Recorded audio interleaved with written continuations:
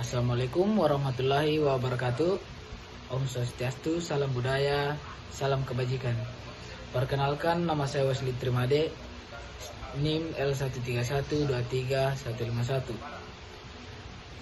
Jurusan Kehutanan, Universitas Tadulako. Dosen pengampu Dr. Insinyur Hendra Pribadi Eshut MP.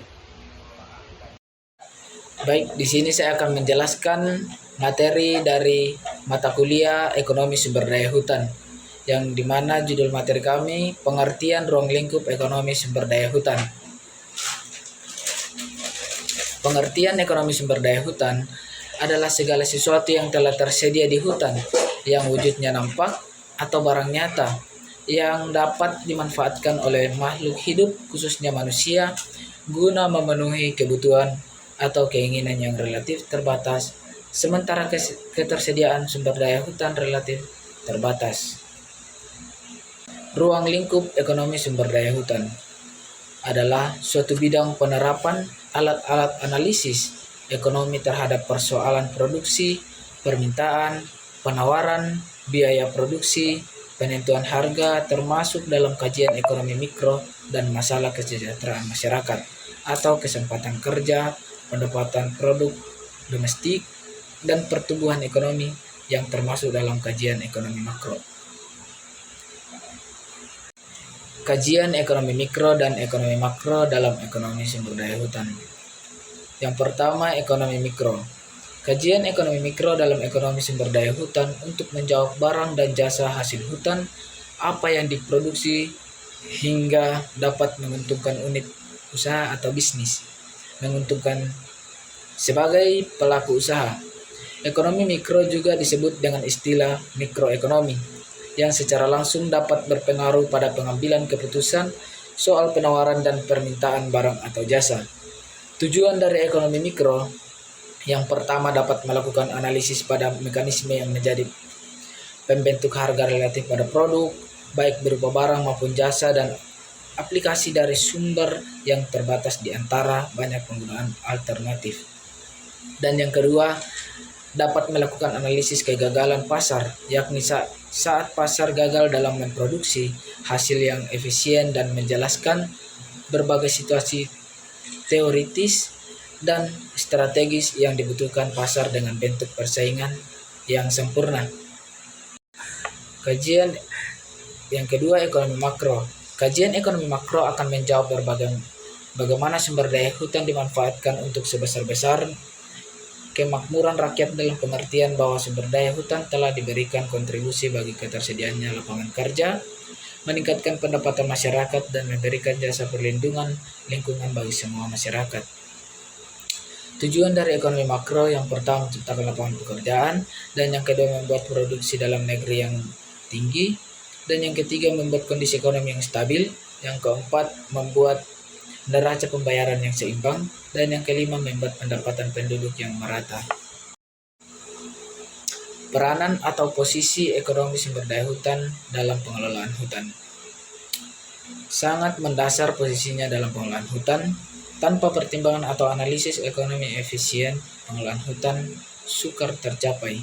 Analisis ekonomi sumber daya hutan dapat diketahui apa yang diusahakan, berapa jumlahnya, kapan ditanam dan kapan dipanen, serta berapa harga jual, sehingga pengelolaan hutan dapat menguntungkan dan berkesinambungan. Pertimbangan-pertimbangan ekonomi tidak hanya pada kegiatan pemanfaatan hasil hutan, tetapi juga berlaku untuk kegiatan konservasi dan rehabilitasi hutan dalam upaya meningkatkan jasa lingkungan dari hutan.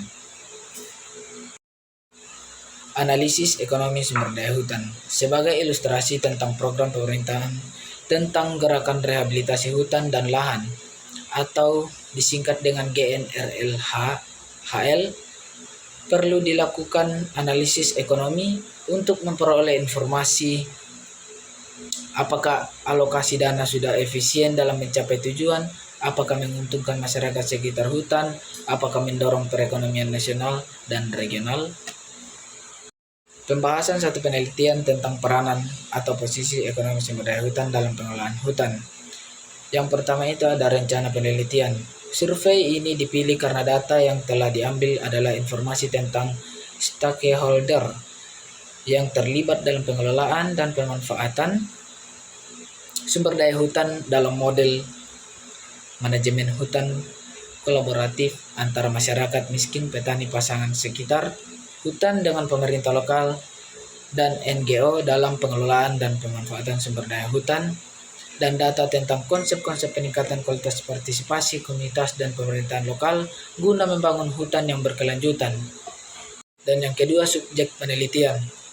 Ini adalah masyarakat miskin, petani, pasang sekitar hutan, dan pelaksana pegawai pada lembaga pemerintah lokal serta LSM di Kabupaten Pasuruan dan Kabupaten Malang, Jawa Timur. Informasi tersebut digali melalui wawancara terbuka. Di samping itu juga diambil data berupa situasi setting penelitian serta kegiatan-kegiatan yang berkaitan dengan fokus penelitian. Dan yang ketiga, prosedur pengumpulan data. Pengumpulan data dalam penelitian ini dilakukan secara bertahap. Pada tahap pertama, penelitian melakukan penjajakan ke lokasi penelitian atau penelitian pendahuluan dalam rangka memperoleh gambaran secara umum tentang situasi yang diteliti. Pada tahap ini, peneliti akan menemukan stakeholders yang terlibat langsung pada pengelolaan dan pemanfaatan sumber daya hutan untuk melihat situasi dan kondisi yang ada di lokasi penelitian. Tahap berikutnya adalah melakukan eksplorasi, di mana peneliti mengumpulkan data tentang aktivitas masyarakat pada pengelolaan dan pemanfaatan sumber daya hutan secara lebih mendalam dan terarah, serta berusaha mencari sumber-sumber data atau informan utama atau kompeten yang memiliki pengetahuan, pemahaman, serta kepedulian yang tinggi terhadap kegiatan pengelolaan dan pemanfaatan sumber daya hutan. Analisis data. Ada dua bentuk analisis yang digunakan dalam penelitian ini, yaitu yang pertama, analisis pada tahap pengumpulan data.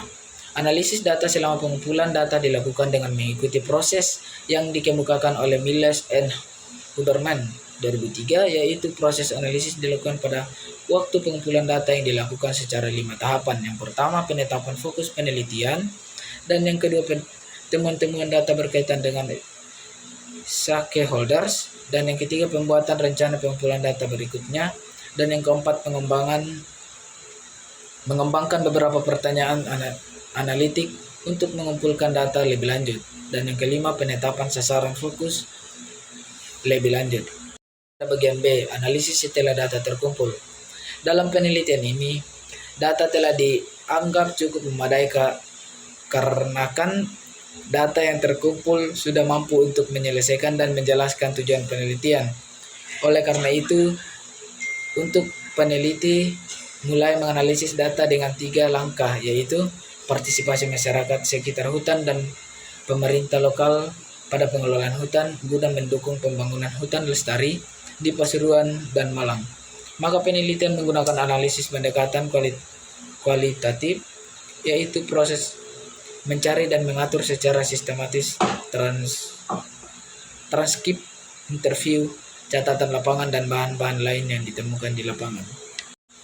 Jadi kesimpulan dari materi yang saya paparkan saat ini, yaitu konsep dasar dari ekonomi sumber daya hutan adalah segala sesuatu yang telah tersedia di hutan yang mewujudkan nampak atau barang nyata dan dapat dimanfaatkan oleh makhluk hidup.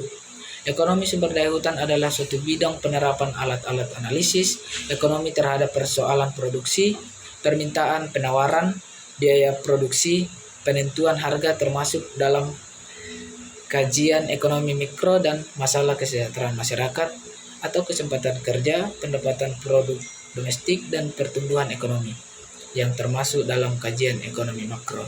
Sekian dan terima kasih. Assalamualaikum warahmatullahi wabarakatuh.